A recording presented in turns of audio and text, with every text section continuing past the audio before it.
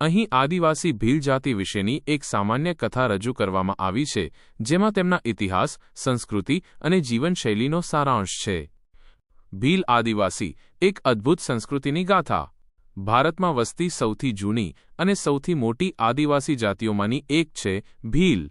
ભીલ શબ્દનો અર્થ દ્રવિડિયન ભાષામાં ધનુષ્ય થાય છે, જે તેમની પ્રાચીન કૌશલ્ય અને શક્તિનું પ્રતીક છે. આ કૌશલ્યને કારણે તેઓ ઇતિહાસમાં હંમેશા બહાદુર યોદ્ધા અને કુશળ શિકારી તરીકે ઓળખાયા છે. તેઓ મુખ્યત્વે રાજસ્થાન, મધ્યપ્રદેશ, ગુજરાત અને મહારાષ્ટ્રના જંગલો અને પહાડી વિસ્તારોમાં વસે છે.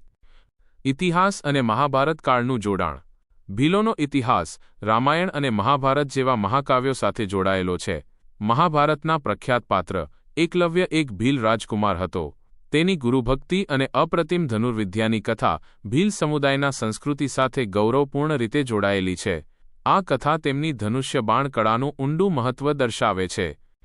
સંસ્કૃતિ, કલા અને જીવનશૈલી.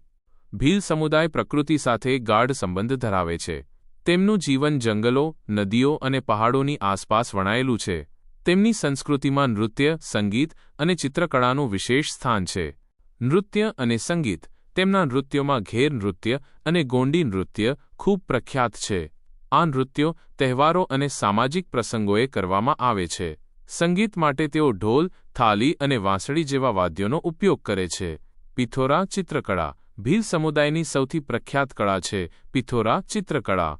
આ ચિત્રો ઘોડા, હાથી અને પ્રકૃતિના તત્વોને દર્શાવે છે, જે તેમના દેવતાઓ અને આસ્થા સાથે સંકળાયેલા છે. આ કળા તેમની પરંપરા અને આધ્યાત્મિક જીવનનું પ્રતિબિંબ છે. ધર્મ અને આસ્થા. ભીલો પ્રકૃતિની પૂજા કરે છે. તેઓ વૃક્ષો, પહાડો અને નદીઓને પવિત્ર માને છે. તેમના મુખ્ય દેવતાઓ ભૈરવ, ભીલાદેવ અને બાબાદેવ છે. તેઓ માનતા ધરાવે છે કે આ દેવતાઓ તેમને જંગલના ખરાબ તત્વોથી રક્ષણ આપે છે. પડકારો અને આધુનિકતા. આધુનિક યુગમાં ભીલ સમાજને ઘણા પડકારોનો સામનો કરવો પડી રહ્યો છે.